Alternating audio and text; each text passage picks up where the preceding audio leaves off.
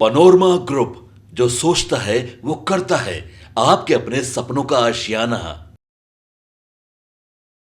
नमस्कार, भारत लाइव देख रहे हैं आप। बिहार के 40 लोकसभा सीटों पर चुनाव हो रहे हैं।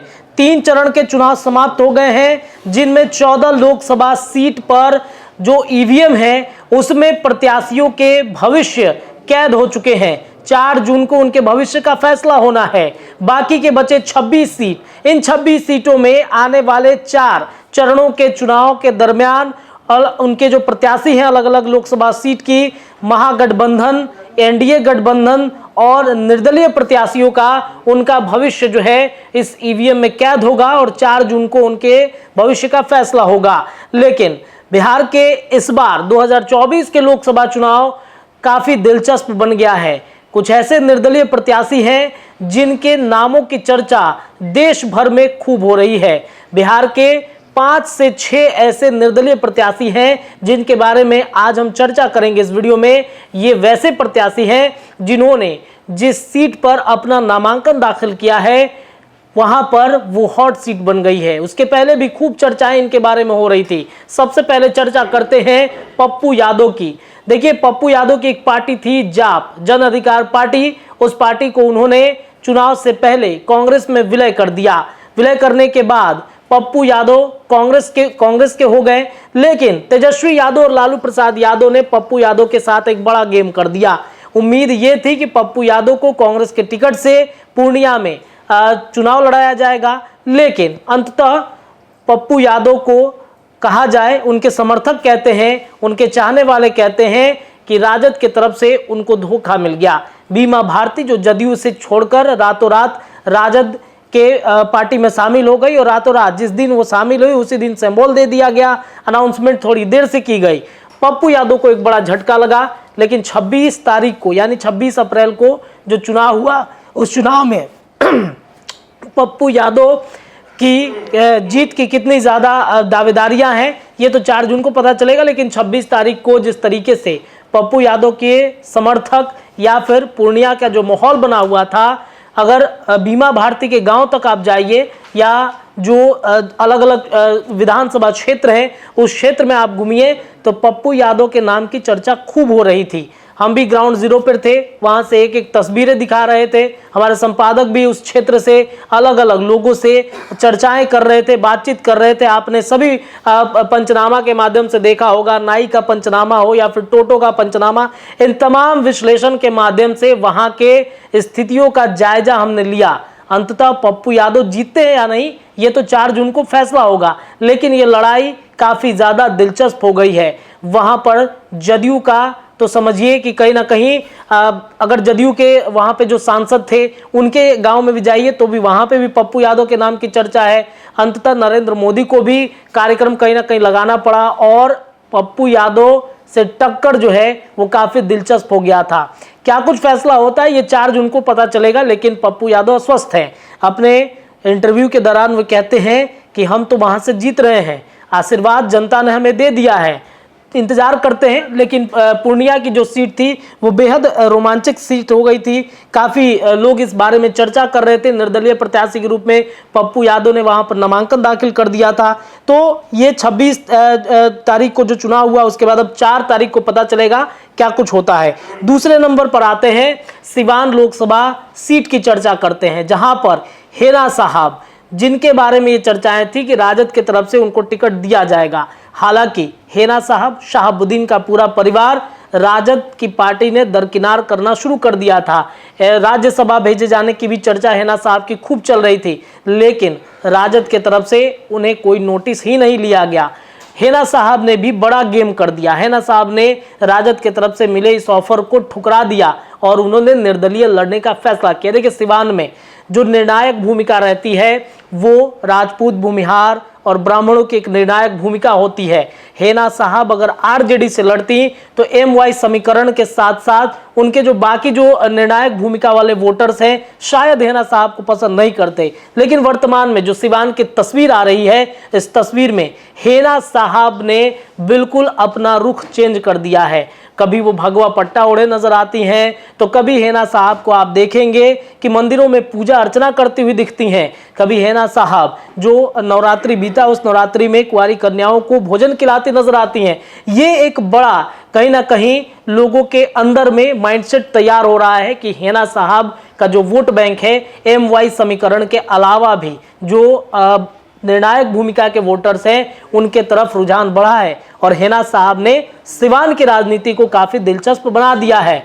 सिवान में आपको बता दें कई और निर्दलीय प्रत्याशी हैं, जैसे जीवन यादव की बातचीत करें वो भी वहां पे उन्होंने नामांकन कर दिया है। इसके साथ साथ अवध बिहारी चौधरी जो राजद के टिकट से हैं वहां पर, भारतीय जनता पार्टी NDA गठबंधन के तरफ से वहां पर जो रमेश कुशवाहा हैं उनकी पत्नी जो है लक्ष्मी कुशवाहा वो वहां पर हैं। तो एक बड़ा लड़ाई हेना साहब ने कहीं ना कहीं तैयार कर दिया और एक माइंडसेट कहीं ना कहीं तैयार हो रहा है। ये सिवान की जो सीट है वो हॉट सीट इन दिनों बनी हुई है।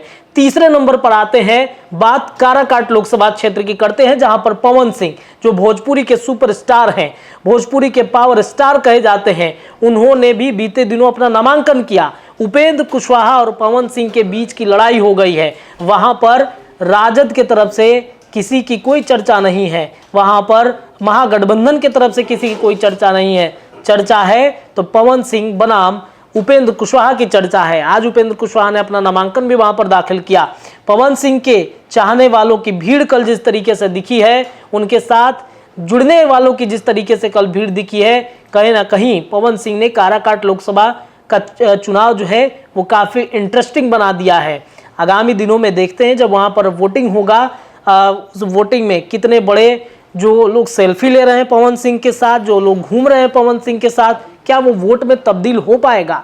लेकिन इतना समझ लीजिए कि काराकाट में उपेंद्र कुशवाहा के लिए पवन सिंह चिंता का विषय बन चुके हैं। अब बात करते हैं बक्सर लोकसभा क्षेत्र की, जहां पर आनंद मिश्रा निर्दलीय प्रत्याशी के रूप में उन्होंने अपना नामांकन दाखिल कर दिया है।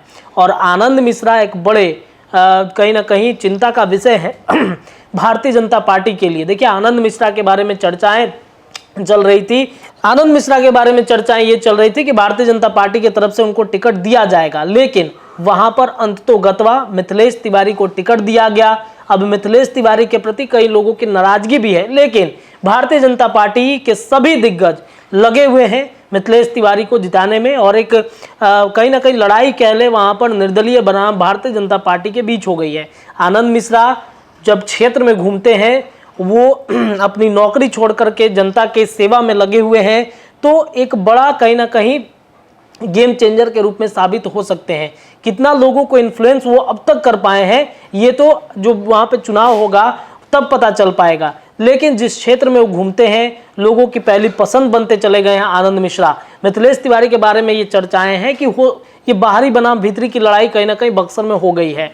बक्सर में अश्विनी चौबे को भी देखा आपने किस तरीके से उनका जब टिकट कटा था तो नाराजगी उनके मन में थी और भरे मंच से वो नाराजगी निकल के आई। जब हमने भी सवाल किया था मिथिलेश तिवारी से कि अश्विनी चौबे तो नाराज हैं, क्या आपका समर्थन वो करेंगे, क्या आपके लिए आपके पीछे आपके गार्जियन के रूप में खड़े होंगे, तो उन्होंने कहा कि निश्चित रूप से खड़े होंगे। हालांकि वो नामांकन के बाद से या नामांकन के पहले जो चुनाव प्रचार प्रसार है उसमें कितने सपोर्ट करते हैं, कितना सपोर्ट करेंगे ये देखना बड़ा दिलचस्प होगा। लेकिन आप इतना समझ लीजिए कि आनंद मिश्रा ने कहीं ना कहीं बक्सर लोकसभा सीट को हॉट सीट बनाया है, वहां पर नामांकन करके निर्दलीय प्रत्याशी के रूप में। जब वहां पर चुनाव होगा तब देखना बड़ा दिलचस्प होगा कि वहां की जनता क्या फैसला करती है। अब बातचीत करते हैं पूर्व मंत्री ददन पहलवान की। बक्सर सीट पर ही इन्होंने अपना नामांकन निर्दलीय के रूप में किया है और ददन पहलवान के बारे में भी खूब चर्चाएं वहां पर चल रही हैं। ददन पहलवान के बारे में ये चर्चा थी कि राजद की तरफ से इनको संभावित है कि यहां पर उनको मौका दिया जाएगा, लेकिन सुधाकर सिंह जो पूर्व कृषि मंत्री रह चुके हैं, जगदानंद सिंह के बेटे हैं, उनको वहां पर मौका मिला है चुनाव लड़ने की। ददन पहलवान भी खूब घूम रहे हैं, अपने लोगों के बीच जा रहे हैं। 2000 में ददन पहलवान ने डुमराव से निर्दलीय विधानसभा का चुनाव जीता था और राष्ट्रीय जनता दल को स्पष्ट बहुमत नहीं मिल पाया। इसमें निर्दलीय ददन पहलवान की जो किस्मत है वो खुली और राबड़ी देवी सरकार में पहली बार वो मंत्री भी बन गए। उन्हें वित्त एवं वाणिज्य कर जैसे विभागों की जिम्मेदारी मिली। अब ये भी घूम रहे हैं, यानी कि बक्सर की लड़ाई जो है वो काफ़ी दिलचस्प हो चुकी है। आनंद मिश्रा हैं, मिथिलेश तिवारी हैं, सुधाकर सिंह हैं, ददन पहलवान हैं, अपने समय के दिग्गज मंत्री रह चुके हैं, विधायक रह चुके हैं। कितना बड़ा वहाँ पर लड़ाई जो है बक्सर लोकसभा सीट की वो बढ़ गई है। 4 प्रत्याशी वहाँ पर हैं और सभी एक से बड़े एक धुरंधर हैं। क्या होता है ये जब चुनाव वहाँ पर होगा, जब ईवीएम में इनके किस्मत का फैसला दर्ज हो जाएगा, 4 तारीख को इनके बारे में पता चलेगा कि कौन जीत रहा है कौन हार रहा है। तो ये 5 दिग्गज जिनके बारे में आज हमने इस वीडियो में चर्चा की है, इन्होंने बिहार के इन 5 सीटों को हॉट सीट बना दिया है, माहौल पूरा गरमा दिया है। चर्चाएं इनके बारे में खूब हो रही हैं।